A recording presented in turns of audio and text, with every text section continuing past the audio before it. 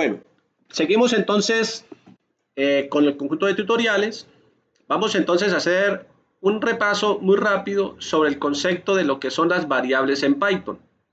Aquí tenemos una página que nos ofrece una información muy concisa y muy rápida para entender el concepto de lo que es una variable. Yo les digo a mis estudiantes, mire, jóvenes, cuando uno está empezando en el mundo de la programación, los programas de computación se hacen a través de lenguajes de programación. Esos lenguajes de programación son un conjunto de palabras en inglés que nos van a permitir poder darle órdenes a la computadora para que la computadora haga ciertas tareas. Y una de las cosas que uno debe aprender para empezar a hablar con la computadora es el concepto de las variables. Y específicamente las variables en Python, cómo funcionan.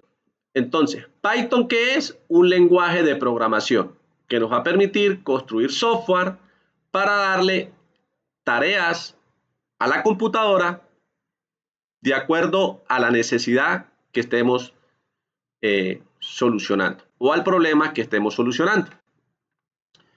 Para empezar a trabajar el tema de Python hay que entender lo siguiente, que nosotros en un caso de estudio podemos tener variables que querían almacenar datos tipo entero.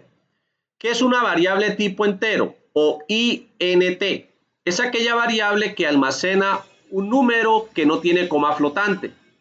Por ejemplo, la edad de una persona es un número entero. Por ejemplo, la temperatura que hay en estos momentos, estamos hablando de un número entero, 18 grados, 20 grados, 30 grados. Por ejemplo, si nosotros vamos a hablar del sueldo de una persona y, por ejemplo, si estoy en Estados Unidos, donde de pronto yo puedo ganar centavos de dólar, entonces ya yo necesito trabajar una variable diferente, que sería una variable tipo float. ¿Por qué float? Porque va a llevar coma flotante. Por ejemplo, si yo voy a construir un software académico donde iría a almacenar variables como la nota de los estudiantes, que tiene coma flotante, un estudiante sacó en un parcial 2,5, que tiene coma flotante.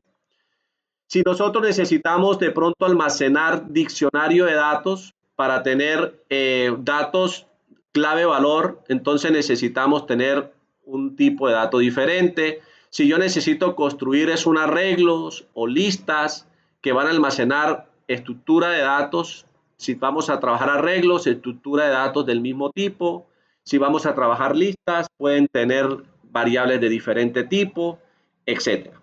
Entonces vamos entonces a identificar aquí rápidamente, por ejemplo, ¿cómo hacemos un proceso de asignación de un valor a una variable?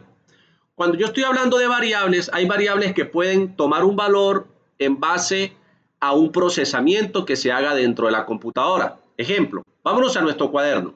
¿Listo? Vamos a hacer nuestro primer programa. Lo primero que yo le digo al estudiante, mire, cuando ustedes vayan a comenzar por organización, siempre que vayan a empezar a trabajar, denle un nombre al archivo sobre el cual están trabajando. Entonces vamos a colocar aquí mi primer programa. Eso le va a permitir a ustedes que cuando vayan a buscar dentro de su repositorio, pues ya saben qué fue lo que hicieron. Mi primer programa. Acuérdense que los programas hechos en Jupyter trabajan bajo la extensión IPYNB. La extensión del archivo es importante porque es la forma como la computadora sabe qué tipo de programa es el que abriría ese tipo de archivos. Si yo tengo, por ejemplo, un archivo en Word, ya yo sé que la extensión es .docx. Entonces, cuando yo guarde ese archivo en mi computadora, Windows va a saber que es un archivo que se abre con ese tipo de programas. Si tengo un PDF, si tengo un JPG en formato de imágenes, MP4 es un formato, una extensión tipo archivos de video y así sucesivamente, ¿sí? Entonces es importante identificar que Google Colab, obviamente a través de Jupyter, trabaja bajo la extensión IPYNB. Esa es la extensión del archivo, de tal forma de que ya la computadora va a saber que es un archivo que se abre con este programa. Listo. Vamos entonces a crear un programita rapidito para entender el concepto de lo que es el tema de las variables y las constantes. ¿Qué pasa si yo coloco aquí A igual a 12? Perdón. Vamos a tener presente lo siguiente. Cuando estamos construyendo una variable, voy a adelantarme un poquito aquí en la teoría. En la variable Python nos da unas sugerencias. El lenguaje nos dice, mire, cuando usted vaya a construir el nombre de una variable, mantenga una convención para que no vaya a tener problemas. Lo primero que le dice a uno, mire, cuando usted vaya a crear una variable, no utilice variables reservadas del lenguaje. ¿Por qué? Porque le va a generar error, ¿sí? Entonces, hay variables reservadas que yo no le puedo dar hay nombres reservados que yo no los puedo colocar en una variable. Para este caso, por ejemplo, Python, ¿qué me dice? Me dan esto siguiente, me dice, vea, usted no puede colocarle a una variable no, ni true, ni AND, porque iría a generar error. No puede utilizar una variable llamada import, no puede utilizar una variable llamada tree. Esas son varias palabras que no se pueden utilizar. Entonces, aquí nos dice unos tópicos para tener presente. Tiene que empezar con una letra o una barra. Claro, si vamos a sacar una variable, tiene que empezar con una letra o una barra.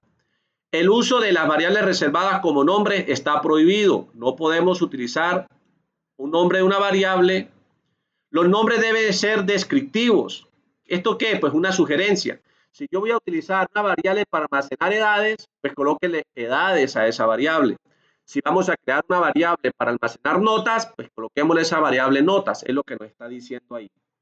Deben estar en minúsculas separados por palabras en barras bajas. Entonces, esto sería cuando necesitamos construir variables que tienen dos nombres. Por ejemplo, aquí nos ofrece phone-number, ¿sí? Este es el número de teléfono. Entonces, siempre lo dice cuando tengamos variables que tengan dos palabras, utilicemos el rayapiso para que quede más diciente la palabra.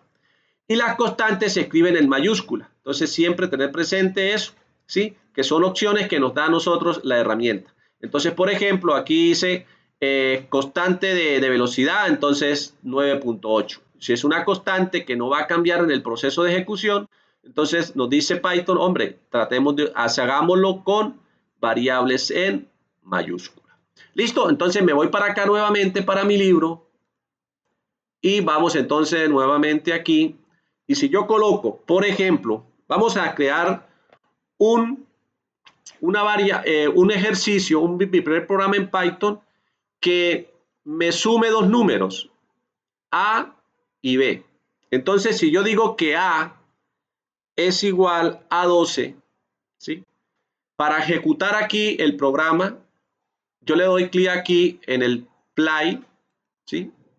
Y él ejecuta ese programa. O le doy Shift Enter y él también lo va a ejecutar, ¿sí? Si yo le digo ahora aquí B igual a 13, Shift Enter ya lo ejecutó y ya él lo tiene en memoria esos valores. Entonces ahora le voy a decir que C es igual a A más B.